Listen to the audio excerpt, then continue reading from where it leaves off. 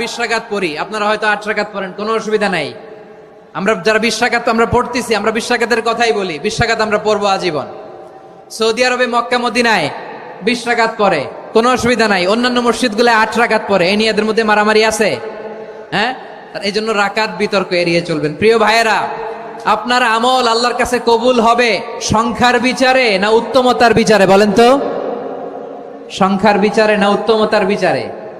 উত্তমতার বিচারে। কত চমৎকার ভাবে আপনি আল্লাহর সামনে দাঁড়াতে পারছেন এটা বিবেচ্য। রুকু সেজদাগুলো সুন্দরভাবে করবেন, রুকু থেকে সোজা হয়ে দাঁড়ানো ওয়াজিব, 2 সেজদার মাঝখানে সোজা হয়ে বসা ওয়াজিব।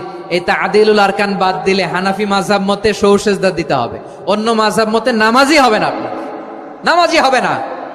এই জন্য ধীরস্থির ভাবে তারাবির সালাত যেন আমরা আদায় করি। পারা যাবে তো ইনশাআল্লাহ? 3 নাম্বার, তাহাজ্জুদের সালাত আদায় করুন। বছরের অন্য সময় উঠতে পারি না, অনেকে বলে হুজুর উঠতে পারি না, কিন্তু রমাদানে সাহারি খাওয়ার জন্য তো ওঠাই লাগে। কি বলেন, সাহারি খান আপনারা? হ্যাঁ, খান না? খান কে কে দেখি তো? মাশাআল্লাহ মাশাআল্লাহ। এই সুন্নত পালনের জন্য 1 নাম্বার। মাশাআল্লাহ, ঠিক আছে, পালন করবেন।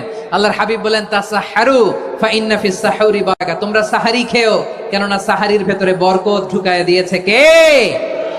একটা খেজুর, 1 গ্লাস পানি খেলো সারা দিন আপনাকে তরতাজা রাখে কে?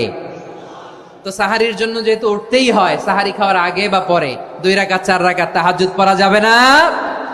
রব্বুল আলামিন বলেন ওয়ামিনাল লাইলি ফাতাহাজ্জাদ বিহি নাফিলাতান লাকা আসা আইয়াবআসাকা রাব্বুকা মাকামান মাহমুদা। ও নবী, রাতের কিছু অংশ সময় তাহাজ্জুদের সালাত আপনি আদায় করবেন, কারণ এই তাহাজ্জুদ হলো আপনার জন্য নাফিলাতাল লাক, অতিরিক্ত ফরজ। আপনাকে মাকামে মাহমুদে অধিষ্ঠিত করবে কে? এজন্য যারা সম্মানিত হতে চান, সম্মানের আসনে যেতে চান, তাদের জন্য তাহাজ্জুদ অবধারিত। আমরা রমজানে সাহারির আগে তাহাজ্জুদ পড়তে চাই কি চাই না? এই নামাজটা আল্লাহ বড্ড ভালোবাসেন। কেন জানেন? কারণ গভীর ঘুমকে স্যাক্রিফাইস করে আমরা এই নামাজ পড়ি। ঘুমের আরবি জানা আছে কারো? ঘুমরে আরবিতে কি বলে?